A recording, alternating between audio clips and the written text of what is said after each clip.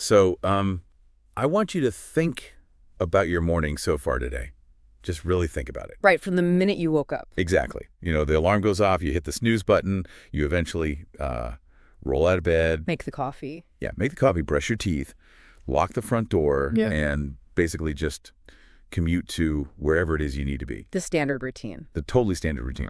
But I want you to really interrogate that sequence of events. Like, how much of that did you actually choose? Ooh, yeah. That's the question. Right. And how much of it was just pure, unadulterated autopilot? Probably most of it, if we're being honest. Oh, almost definitely. So, welcome to today's deep dive. It is Thursday, July 30th, 2026. And today, we are pointing our analytical lens at the very thing you just survived this morning. Your everyday routine. Your routine, yeah. And normally, when we dig into the sources we've gathered, and today we actually have a massive stack. I mean, we're talking sociological texts, linguistic analyses. Some really incredibly practical conversational transcripts, too. Yeah, totally. But usually, we look at the grand sweeps of history, right? The revolutions, the big technological breakthroughs. The exciting stuff. Right, the stuff that makes the history books. But today, our mission is to basically deconstruct the mundane. Because the mundane is actually everything. It is. I mean, if everyday life were a house, it wouldn't be like the vaulted ceilings or the spiral staircase. Right. It wouldn't be the stuff people take pictures of for architectural magazines. Exactly. It's the foundation. It's the concrete slab at the bottom. And nobody cares about the concrete slab. Nobody cares. But, if that foundation is cracked, if it is even like slightly off level, the entire building tilts.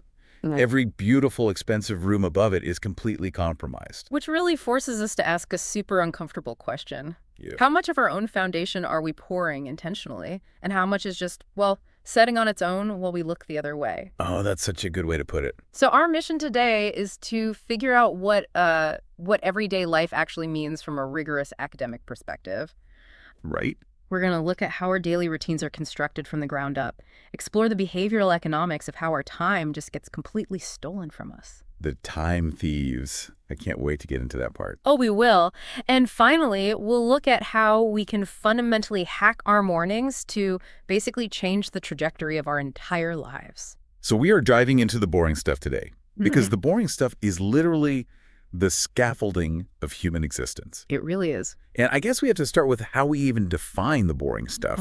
Because sociologically speaking, everyday life isn't just this vague concept of, things I happen to do on a Tuesday. Right. It's not arbitrary. Yeah, there are rigid biological baselines to this. The sources talk a lot about this concept of human diurnality. Yes. Diurnality. It is the absolute bedrock of the sociological definition of everyday life. Break that down for us. Sure. So we are a diurnal species, which basically means our biological programming forces us to be active during the daylight hours, and it forces us to sleep during the night. Right. We're not owls. Exactly. We're not nocturnal. And that single biological fact dictates the entire rhythm of the global economy and, just societal structure in general. Because everyone is doing it at the same time. Yes. We don't just happen to wake up and eat. Society literally mirrors our biology. Because the vast majority of human beings sleep at night and are active in the day, we get these massive, synchronized, globally shared phenomena. Like the morning rush hour. The perfect example. It's crazy when you zoom out and think about it. Millions of people all across the globe independently waking up, consuming a meal, and then simultaneously getting into metal boxes with wheels. Just to travel to a designated place of work. Right. And rush hour doesn't exist because it's the most efficient way to run a society. No, it's terribly inefficient. Right. It exists because of diurnality. It creates drive time radio. It creates the whole concept of the evening as a socially sanctioned period of leisure. Because the sun goes down? Exactly. It dictates that we typically eat 2 to 3 meals within a very specific window of solar time. Even our shared hygienic customs, like bathing every day, they're all scheduled around this biological clock. So these are the broad, non-negotiable strokes of human reality. Yes. It is the taken-for-granted continuum of mundane activity, and it exists across all social groupings, regardless of your wealth or your geography or your culture. Okay, but when did academics actually start caring about this? Because, if you look at historical texts, for centuries, literally nobody was writing down how peasants were making their oatmeal. No, they definitely were not. They were writing about kings and wars and plagues. So when did the magnifying glass finally shift to the concrete slab? It's a profound shift, actually. And to understand the why, we have to look at the 19th century. Okay. I mean, some scholars do point to early writings in ancient Greece or medieval Christianity that sort of touched on daily habits. But the formal, rigorous critique of the mundane really explodes during the rise of industrialization and capitalism. Okay, let's stop right there and dig into the mechanics of that. Sure. Because how exactly does a steam engine or a textile mill suddenly make sociologists care about everyday life? It basically comes down to the commodification of time and the psychological shock of the factory system. The psychological shock. Yeah. Before industrialization, in agrarian societies, everyday life was task-oriented, and it was dictated by nature. Right, you wake up with the rooster crows. Exactly. You woke up with the sun, you milked the cows because, well, they needed milking, you harvested when the crops were ready. The work was integrated organically into the living. But the factory changes that. The factory changed absolutely everything. Suddenly, human beings were expected to synchronize with machines. So the clock replaces the sun. Precisely. The clock becomes the master. Time became this commodity that could be bought and sold and tracked. You sold your time to the factory owner in shift blocks. Right, you punch in, you punch out.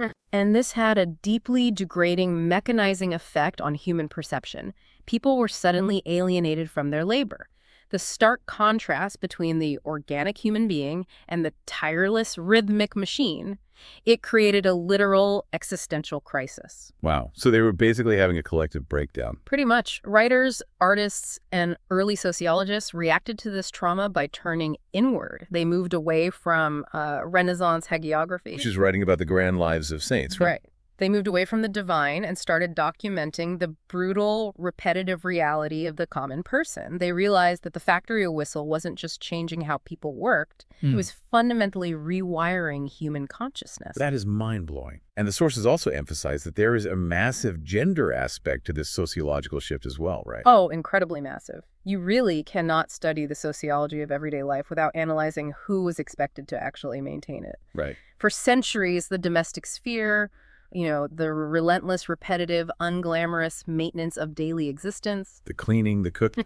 The rearing of children, the mending of clothes, all of it was socially coded as women's work. It's the invisible labor. Completely invisible. It's the stuff that absolutely has to happen for society to function, but it gets zero historical glory. Exactly. Feminist theorists in our sources point out that women have historically been regarded as the quintessential representatives and honestly often the primary victims of everyday life. Victims of the mundane. Yeah. The grand events of history, the wars, the political treaties, the scientific discoveries overwhelmingly executed by men were only possible because of an invisible army of women absorbing the friction of the mundane. Right, because a general can't go lead an army if nobody is feeding him or washing his uniform. Exactly. They were the ones doing the thousands of micro tasks required to sustain biological life so that the men could go out and make history. Which brings up this central tension that I just find so fascinating. The sources point out that the term everyday life almost universally carries a negative connotation. It really does. It's basically a synonym for boring. Right. It's mundane, routine, lacking distinction. We view it as the total opposite of the esoteric or the exciting or the exceptional. Right, yeah. So why do we despise the very thing we spend like 99% of our conscious existence doing? Well, we despise it because the human brain is wired to notice novelty, not consistency. Oh, that makes sense. Right. We look down on the everyday because it lacks differentiation. You don't remember your 400th commute to work because the neurological pathway is so well worn, there is literally no friction to create a memory. It's just a blur. Exactly. We define our self-worth in the narrative of our lives by the spikes in the graph. The vacations? The promotions, the weddings, the tragedies. We view the flat line between those spikes as dead space. Wow. Dead space. But the sociological reality is that you cannot have the spikes without the flat line. Right. You can't just have a graph made entirely of spikes. No. You cannot write a brilliant novel or lead a company or spark a revolution if you haven't mastered the invisible labor of feeding yourself and putting on clothes. And a terrifying amount of that flat line actually happens entirely outside of our conscious control. Oh, absolutely. Our sources highlight the work of John A. Bargh. He's a social psychologist who dives into the neuroscience of this. And he argues that a massive portion of everyday life is completely automatic. Yes. He says it is driven by environmental features, mediated by automatic cognitive processing, and happens without a single conscious choice. Berg's research is incredibly unsettling when you first read it. He shows that we are, for a vast portion of our day, essentially just highly sophisticated stimulus response machines. Like robots. Kind of. I mean, you see a red traffic light and your foot moves to the brake pedal. You don't sit there and debate the philosophical implications of the red light. Right, you don't weigh your options. Should I stop? Should I go? No, the environmental cue, the red light, triggers an automated cognitive script. It bypasses your conscious decision-making entirely. Okay, but wait. I'm going to challenge the idea that this automation is inherently bad or unsettling. Okay, let's hear it. If our daily routine is just automatic cognitive processing, isn't that a massive evolutionary superpower? What do you mean? Think about driving a familiar route. We've all experienced highway hypnosis. Oh, yeah, for sure. You're driving home from work, you pull into your driveway, you put the car in park, and you suddenly realize you have literally zero memory of the last 4 miles. It's a terrifying feeling, but... Yeah, right.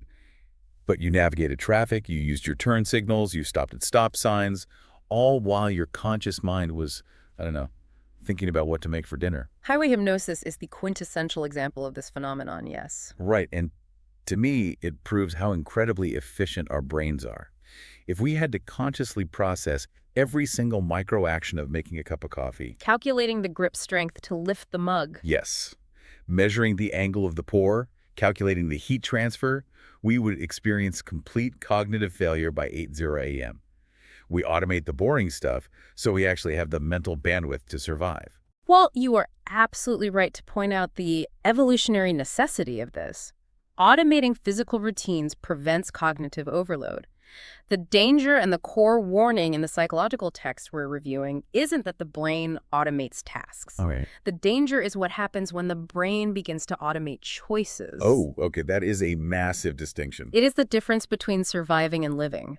When you automate the physical act of driving, you save energy. Right. When you automate the choice of how you spend your free time, like when you habitually open a social media app, the absolute second you feel a spike of boredom, without a conscious thought, you are surrendering your agency. Wow. Your choices become as mindless as your foot hitting the brake at a red light.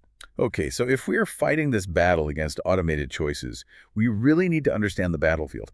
How does this actually play out in a modern 21st century daily routine? Right, let's look at the mechanics of it. Yeah, let's transition from the broad sociology to the literal anatomy of a modern day. The conversational transcripts in our source stack provide a really granular breakdown of normal people describing their routines. They do, and it's fascinating. It is, and the contrast between the macro and micro actions is incredibly revealing. The sources provide a fantastic cross-section of modern existence. Let's look at the architecture of the morning, for example. Okay. For almost everyone in the transcripts, the macro actions are identical. Waking up, addressing hygiene, consuming calories, and transitioning to a place of labor. Everyone does those. Exactly. But the micro actions, the specific ways they execute these tasks, reveal their attempts to reclaim some agency. Right, like how they customize it. Yeah. You have one person who talks about the 10-minute snooze cycle and checking the news in bed. They literally let all the anxieties of the world flood in before their feet even touch the floor. I know so many people who do that. But then you have another person who insists on washing their face with freezing cold water just to jolt their nervous system awake, while another prioritizes the sensory comfort of a long, hot shower. And the workplace routines offer a stark contrast, too. The sources describe a shop worker whose morning is incredibly solitary and peaceful. Yes. They arrive early, they turn on the lights, quietly organize books on the shelves, and just enjoy this pocket of tranquility before the public arrives. Sounds lovely, honestly. It does. But then contrast that with the teacher in our sources. Their morning is an immediate high-octane performance. Oh, absolutely. Checking a flood of urgent emails, writing objectives on a whiteboard, bracing themselves to manage the emotional and educational needs of 30 children at 8 a.m. And regardless of whether their day was peaceful or chaotic, all of these transcripts converge on one universally relatable microaction. Oh, the evening return. The evening return, the exact moment they walk through the front door. Yeah. The sources highlight this near-sacred ritual of immediately changing out of work clothes. Jeans, blouses, uniforms, suits, they are all instantly discarded in favor of comfortable clothes.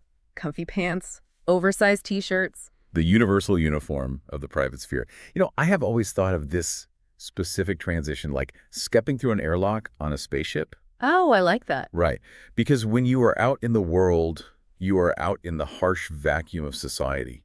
You have to wear your specialized spacesuit. Your professional armor. Exactly. You wear your professional attire, you deploy your polite customer service smile, you modulate your voice, you are heavily armored. Yeah. And then you get home. You lock the door, the airlock cycles, Yeah. you shed the heavy outer suit, you put on the sweatpants, and you can finally breathe normal oxygen. You're basically allowed to be human again. The airlock metaphor perfectly captures the psychological decompression that is occurring there. You are transitioning from a state of hypervigilance in the public sphere to a state of complete vulnerability in the private sphere. Right. Now, what's fascinating is that while we casually call all of this our routine, the medical community has a much more rigid and clinical framework for understanding these exact same actions. Right. The sources bring up ADLs, activities of daily living. Yes. In healthcare, particularly in gerontology and occupational therapy, these mundane actions, bathing, dressing, feeding, grooming, transferring in and out of a bed, they are categorized as ADLs. So it's not just a routine for them. No. When you are young and healthy, your routine is just the annoying stuff you have to do before the fun begins. But medical professionals use ADLs as the primary metric for measuring a human being's functional status and independence. So if we look under the hood of an ADL, it's vastly more complex than it appears on the surface, isn't it? Immensely complex. Let's take the ADL of bathing. Oh. To a healthy 30-year-old, taking a shower is just standing under hot water. But clinically, bathing requires sequence planning. You have to know to turn the water on before you get in. Right, cognitive function. It requires temperature regulation. It requires the physical mobility and balance to stand on a slippery surface, to reach across your midline and scrub your back. Wow, yeah. It requires fine motor skills to open a shampoo bottle. When a geriatric patient begins to lose the ability to perform these ADLs, they aren't just losing their routine, they are losing their autonomy. It's the loss of independence. Exactly. The loss of ADLs is often the threshold that dictates whether someone can continue living in their own home or must be moved to an assisted care facility. Which really forces you to revere the concrete slab, doesn't it? It absolutely does. The ability to independently put on your own shoes is the ultimate luxury. We just don't realize it until the ability is threatened. We take it completely for granted. We do. But what really jumped out at me in the sources isn't just the mechanics of these routines, but the rhetoric. The language. The words we use to describe them.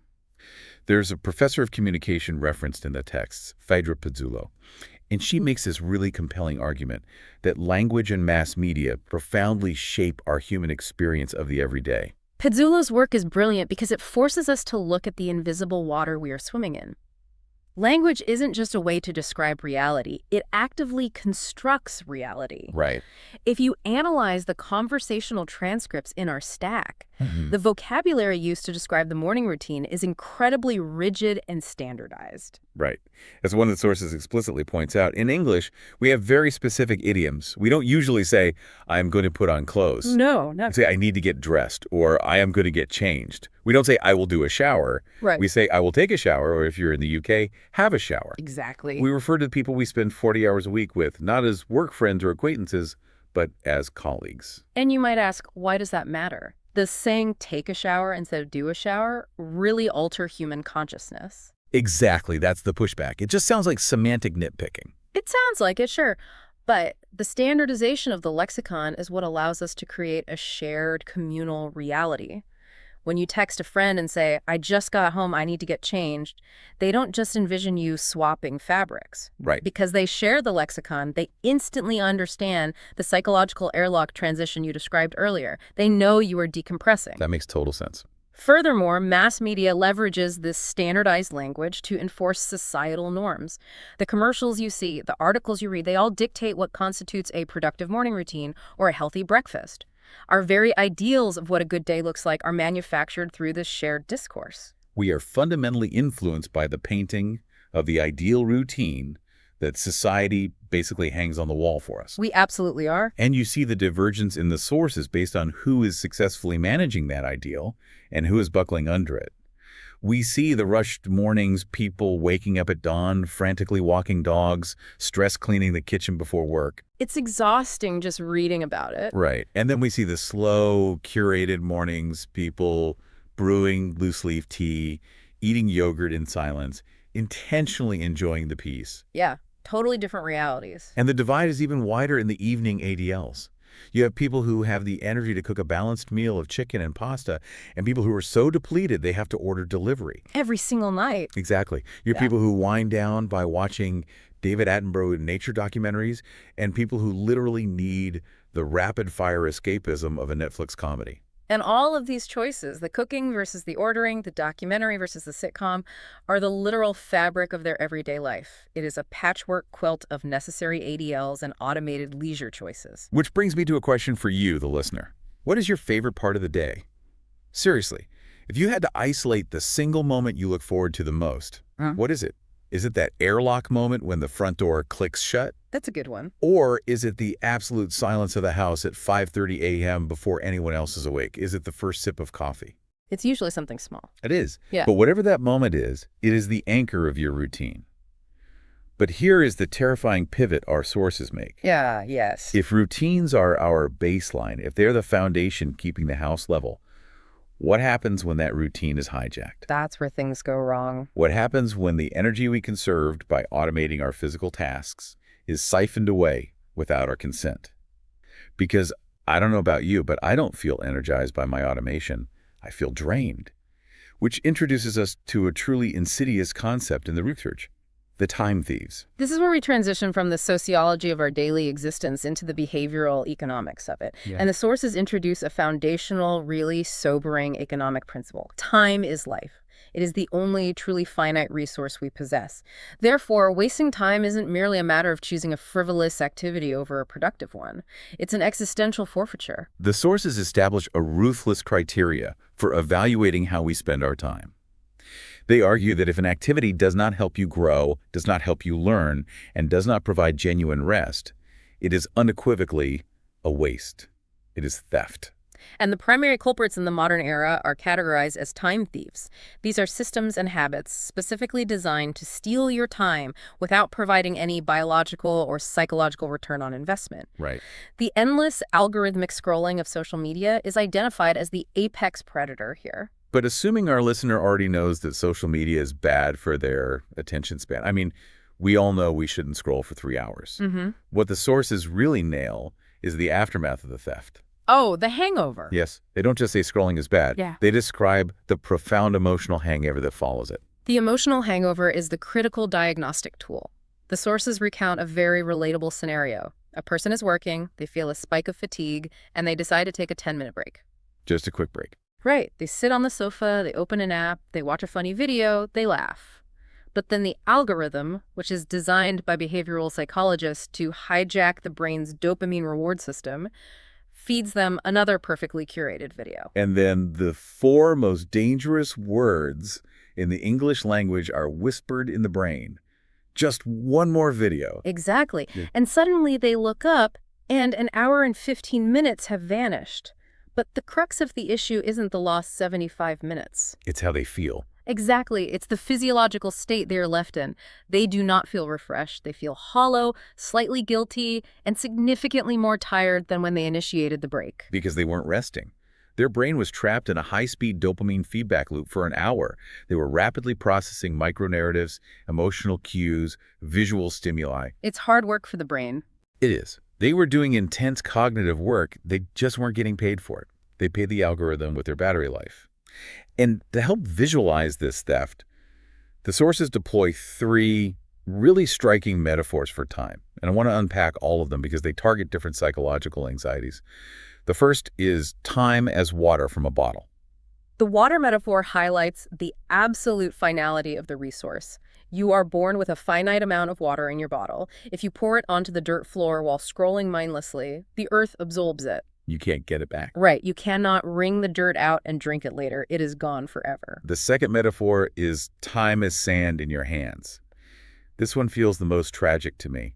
When you let a time thief take over, it's like relaxing the muscles in your hand and just watching the sand fall through the cracks of your fingers. It's passive. Very passive. You can't grasp it, you can't squeeze it to keep it. It just slips away effortlessly if you weren't paying intense attention. But it is the third metaphor that the sources lean into most heavily because it is the most actionable.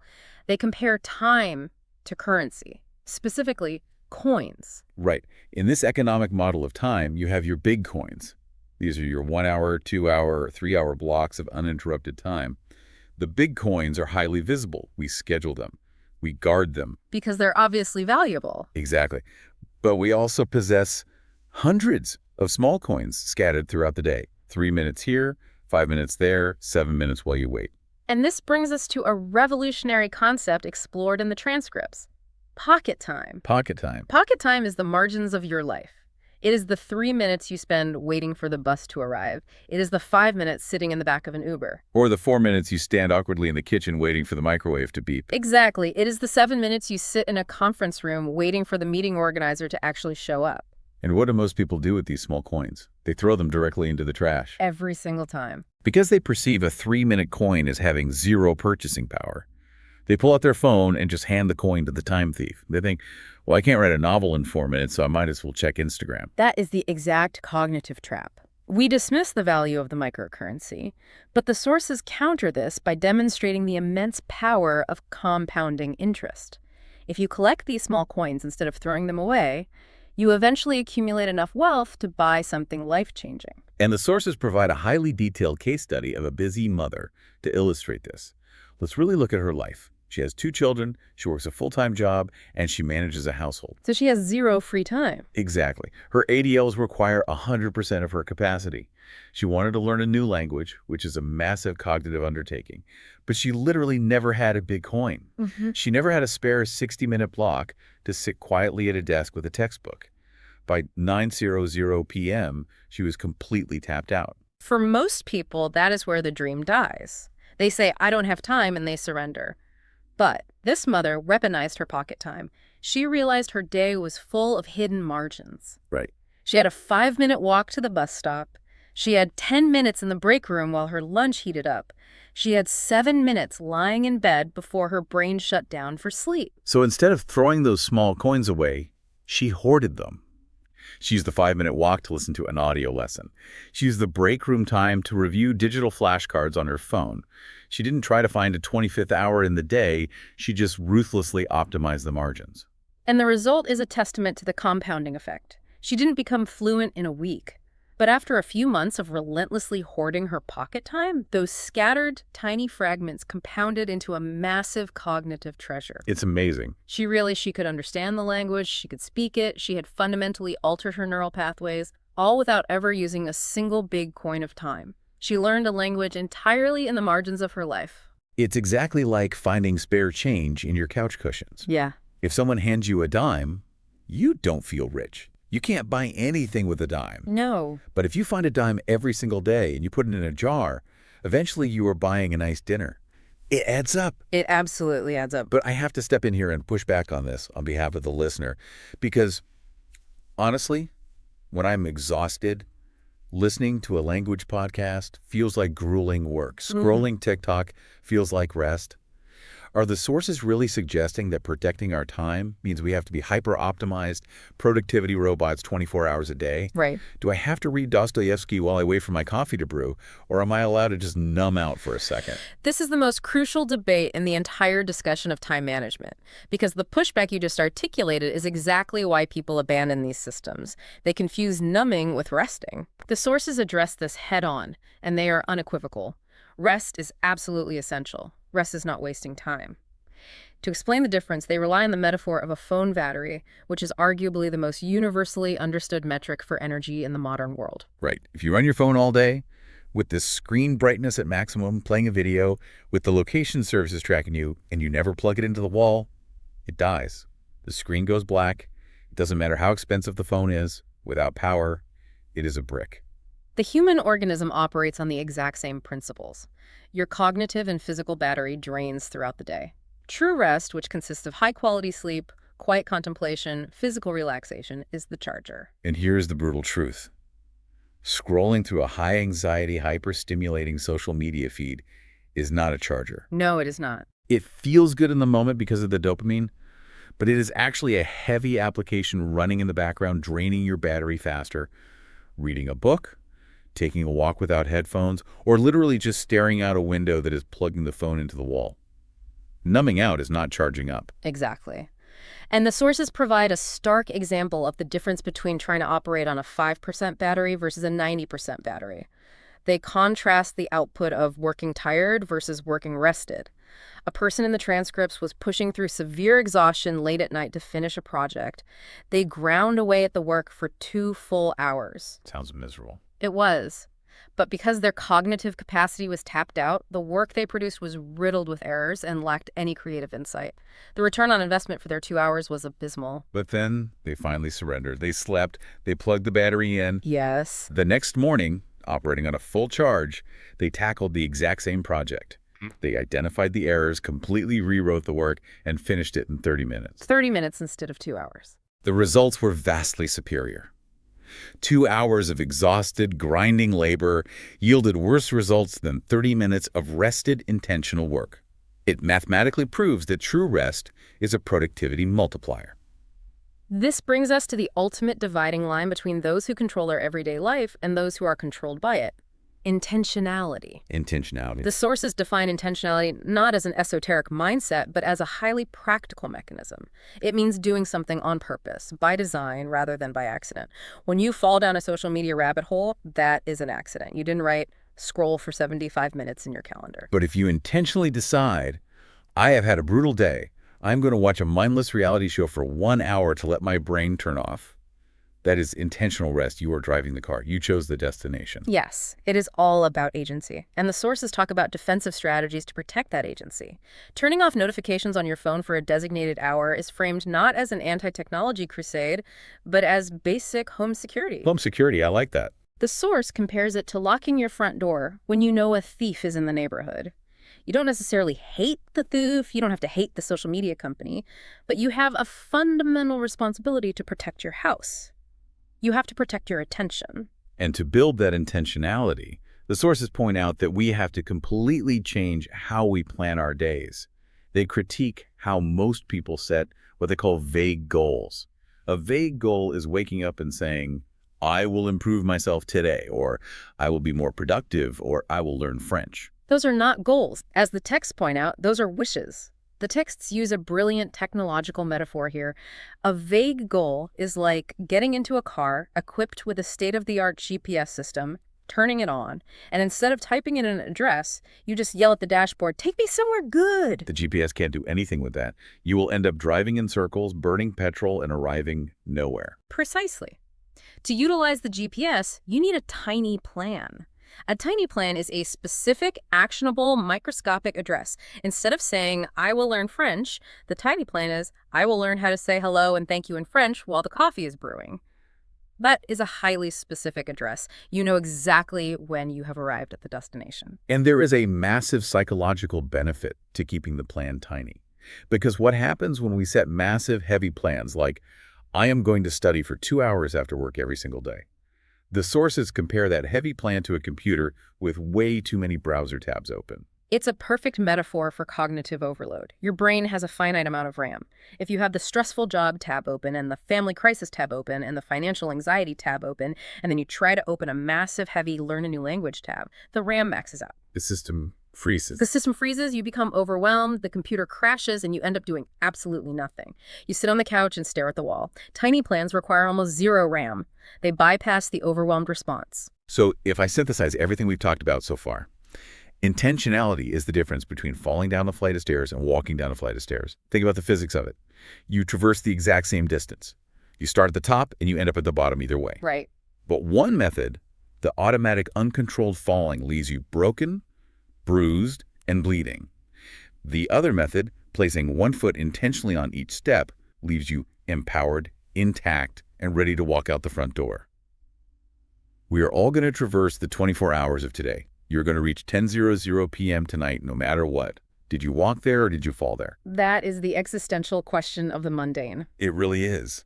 But practically speaking, this begs the question, where is the absolute best place in our daily routine to actually build this intentional staircase? If our days are chaotic, where do we even start? Sociologically, psychologically, and practically, the sources all point to the exact same temporal location, the very beginning of the day. This brings us to the critical concept of reclaiming the morning. Okay, let's really dive into the morning. Why the morning? Why not optimize the lunch break or build a bulletproof evening routine? The sources describe the morning using this beautiful phrase. They call it a blank page in a notebook. The morning is prioritized because it is the only time of day before the world has successfully imposed its agenda upon you. When you first wake up, particularly if you wake up slightly before the rest of your household, the physical world is generally quiet. So peaceful. More importantly, the digital world hasn't breached your defenses yet. Your boss hasn't emailed you a crisis. The news cycle hasn't infected you with global anxiety. The unexpected demands of everyday life haven't materialized. It is the single window of time where you possess near total autonomy. You are actively deciding which version of yourself is going to wake up and face the incoming barrage. The metaphor they use in the texts is setting the tone for your day. They compare it to choosing the very first song on a playlist. If the first track you play is chaotic, aggressive, and stressful, which is basically the psychological equivalent of opening your email in bed and seeing an angry message from a client, it ruins the entire vibe of the playlist. You spend the rest of the day in a reactive, defensive posture. You're just putting out fires all day. Exactly. But if you intentionally choose a calm, warm, constructive song, it sets a baseline of peace that is much harder for the world to disrupt later on. They use another highly evocative metaphor that speaks directly to the neuroscience of learning. They describe the morning brain as a clean sponge. A clean sponge. When you wake up, your cognitive sponge has been squeezed dry by the restorative processes of sleep. It hasn't yet touched the dirty water of stress, decision fatigue, and anxiety. Whatever you expose that clean sponge to first, it is going to absorb deeply and rapidly. If you expose it to a doom-scrolling feed of terrible news, your sponge is saturated with toxic water for the rest of the day. It has no room to absorb anything useful. This instantly makes me think of the story of Sarah from the sources. We really need to look closely at Sarah because she represents the reality of almost every working adult. Sarah is a customer support worker. Oh, tough job. And if you have ever worked in customer support, you know it is brutal emotional labor. Her entire job is acting as a sponge for other people's anger, confusion, and problems. By the time 5:30 p.m. rolls around and she gets on the train to go home, her sponge isn't just full, it is dripping with dirty water. Her battery is completely at zero. And Sarah's initial failure is incredibly common. She desperately wanted to upskill. She wanted to learn new things to eventually transition out of customer support. And she kept telling herself the lie we all tell ourselves, I will study tonight, after dinner, I will sit down and learn. We've all been there. But the evening inevitably arrived, the airlock cycled, she put on the comfy pants, and she collapsed. She couldn't do it. Because you cannot squeeze water into a sponge that is already full. It just runs off the sides. Exactly. And this is where the genius of the methodology in the sources shines, because it is rooted in absolute realism. Sarah didn't attempt a heroic, unsustainable overhaul of her life. Right. She didn't quit her job. She didn't buy a $2,000 course. She didn't decide to wake up at 4 a.m. to do a grueling 2-hour workout and study session. She made a microscopic 15-minute adjustment. She just woke up 15 minutes earlier. That's it. That is it. And then she weaponized her pocket time. During her morning commute on the train, a period she previously spent mindlessly scrolling, absorbing useless information, she intentionally protected her clean sponge. Instead of opening a social media app, she put on an educational podcast. So she filled the clean sponge with high-quality water. Yes. And then she opened the Basic Notes app on her phone and wrote 3 simple sentences about what she had just learned. That mundane, historically draining ADL of the morning commute was instantly transformed into a mobile classroom. It is so brilliant because the friction is so low. She didn't try to magically manifest a 25th hour in the day. She simply swapped out a destructive habit for a constructive one within the pre-existing framework of her routine. It's all about making it frictionless. And the sources actually outline a very specific, actionable 4-step routine to achieve exactly what Sarah did. They call it a small breakfast for your brain. In the text, it is applied specifically to learning a new language, but the underlying cognitive architecture could be applied to literally any skill. Coding, writing, managing finances, anything. Let's break down that 4-step menu because it is a masterclass in behavioral design. Step 1 of this mental breakfast is listen. This is the act of filling the clean sponge. Before you consume the news, before you check your texts, you consume something positive and constructive. You press play on an audiobook, a language tape, or a podcast. You let high-quality information soak into the fresh neural pathways. Step 2 is speak. And I love the phrasing they use for this. They call it the small gym for your mouth. The gym metaphor is vital here. If you are learning a language or preparing for a major presentation at work, or even just trying to become a better communicator, the morning bathroom routine is your ultimate safe space. There is no judgment in the bathroom mirror. Your physical muscles, your tongue, your jaw, your vocal cords require actual physical repetition to build muscle memory. Just like lifting weights. Exactly. Yeah. You cannot learn to speak purely by listening, just as you cannot build a bicep by watching a video of someone else lifting weights. You have to move the muscles. The morning allows you to do that without the social anxiety of a public audience. Step 3 is write, but they don't frame writing as a tedious academic chore. They frame it as cleaning your mental desk. It is fundamentally a mindfulness practice. Writing is the antidote to the automaticity that John Bargh warned us about. You cannot write automatically. It requires conscious, deliberate thought. It forces you to slow down the swirling, chaotic anxieties of the morning and crystallize them into linear, logical sentences. So it's organizing the mind. The text describes this act as opening a window in a crowded, stuffy room to feel refreshed.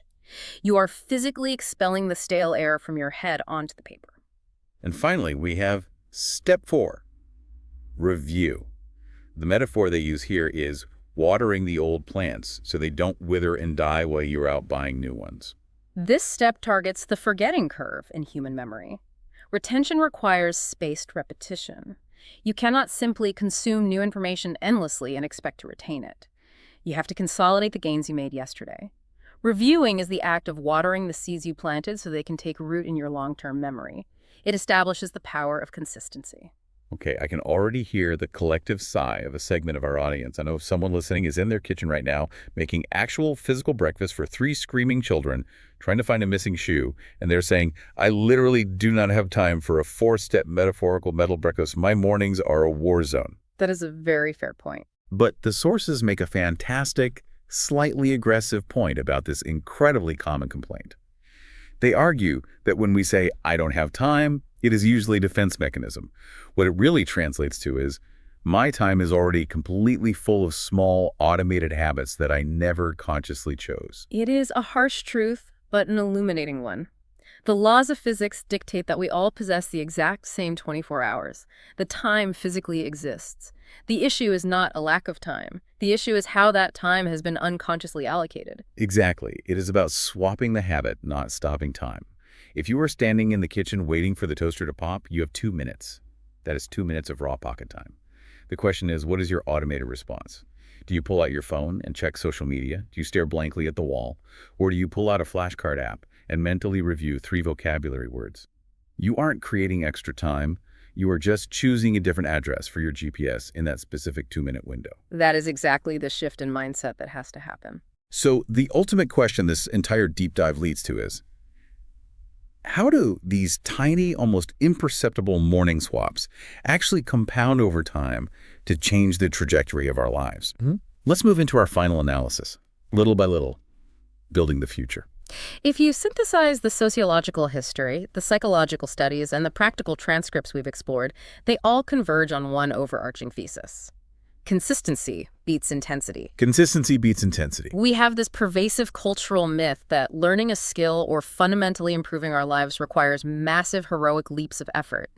We believe we need immense natural talent or a 6-month sabbatical or a perfectly quiet house to make any progress. But the reality presented in the data is much quieter and much more accessible. Right. Success is about the discipline to quietly show up in the margins of your day, utilizing your pocket time, while the rest of the world is either sleeping or scrolling. It is the brutal, undeniable math of the compounding effect. The metaphors the sources use are ancient but profoundly true. It is building a wall, brick by brick. If you put one single brick down on Monday, it doesn't look like much. It looks like a brick in the dirt. But if you put one down every single day a year later, you have a fortress. That's the compounding interest of effort. Or it's the drops of water falling on a stone. One drop does nothing. But relentless, consistent drops will eventually carve a canyon through solid rock. You will not see the change in one day. You might not even see it in a month. But in a year, that consistency makes you mathematically unstoppable. And the beauty of the system is that every single morning offers a biological fresh start. They compare waking up to wiping a whiteboard completely clean. If yesterday was a total failure, if you succumbed entirely to the time thieves, if your battery died at 2:00 p.m., if you lost your temper in traffic, it does not matter. The diurnal rhythm of human existence biologically resets the board. You get a new, clean sponge every single morning. If we pull all these threads together, the 19th century industrialization of time, the linguistic framing of our routines, the gerontology of our ADLs, it paints a really powerful, cohesive picture. John A. Barr proved that everyday life is highly automated. We are essentially sleepwalking through our concrete slabs. Yes, sleepwalking. But if you inject just 10 minutes of intentional mindful action into your morning, just 10 minutes of the mental breakfast, you actively disrupt that automation. You throw a wrench into the sleepwalking gears. It is, quite literally, a daily act of rebellion against the mundane. By reclaiming just those 10 minutes, you generate a profound psychological shift. You feel productive in the purest sense of the word. You produce something good for yourself, unprompted by a boss or a societal expectation, and you feel energized. Your battery might only go from 10% to 15%, but that 5% surge is enough to completely change the posture with which you face the harsh vacuum of the public sphere. The sources argue that the ultimate goal of this relentless consistency isn't just to be good at a hobby or to memorize French vocabulary. The goal is building a key, and that key opens doors you can't even perceive yet. It unlocks a baseline of internal confidence. It unlocks new job opportunities. It unlocks the ability to travel without fear. It unlocks the capacity for deeper, more present relationships. Because when you build intentional discipline in the micro actions of your life, it inevitably bleeds upward into the macro trajectory of your life. If you can control your pocket time, you can control your destiny. So I have to ask you, the listener, directly, what is your key going to unlock? I want you to really visualize it. If you take those 10 minutes of pocket time tomorrow morning instead of scrolling, if you choose an intentional address for your GPS, what door are you hoping to walk through in a year? Yeah. Keep that door in your mind as you go to sleep tonight. As we bring this deep dive to a close, let's look back at the terrain we've covered today. We started by defining mundane daily life through the lens of human diurnality, recognizing how the shift from agrarian life to the industrial factory commodified our time and created the modern routine. Right. The factory whistle changed everything. We explored the deep medical reality of our activities of daily living, understanding that routines aren't just chores, but the clinical measure of our independence. We examined how the specific words we use shape our shared reality. We identify the algorithmic time thieves that steal our hours and leave us with a hollow emotional hangover. We learned that we don't need more time. We just need to gather up our pocket time coins to buy back our focus. And we walked through a highly practical, 4-step mindful morning routine, listening, speaking, writing, and reviewing to protect our clean sponge and intentionally charge our internal batteries before the world demands our energy. I want to leave you with a final thought that isn't explicitly written in the texts, but is the inevitable, haunting conclusion of everything we've discussed today. We as a society are obsessed with longevity. We talk constantly about extending our lifespan, eating the right foods, exercising, wanting to live as long as possible. But if, as the sociologists and psychologists have repeatedly pointed out today, our everyday life is largely lived on an automated, unconscious autopilot, are we really living those extra years, or are we just time traveling through them? Wow, time traveling through your own existence. Just do the math. If you spend 2 hours a day mindlessly scrolling, letting the automatic cognitive processing run the show, while your conscious mind basically checks out over an average lifetime, that equates to well over a decade of waking life completely erased from your consciousness. A full decade where you were physically breathing, but mentally absent. The true goal of a routine, the ultimate purpose of intentionality and hoarding your pocket time, isn't just to be a hyper-productive worker bee. The goal is to actually stay awake for your own life. It is to be fiercely present for the mundane, because the mundane is your life. That is heavy, but it is exactly what we need to hear to shake us out of the highway hypnosis. The concrete slab matters. Thank you so much for sharing your precious pocket time with us today. We know how valuable those coins are, and we deeply hope we gave you something of equal value in return. Be intentional with your day tomorrow, protect your clean sponge, and we wish you well until the next deep dive. Remember, don't just time travel through today. Stay awake.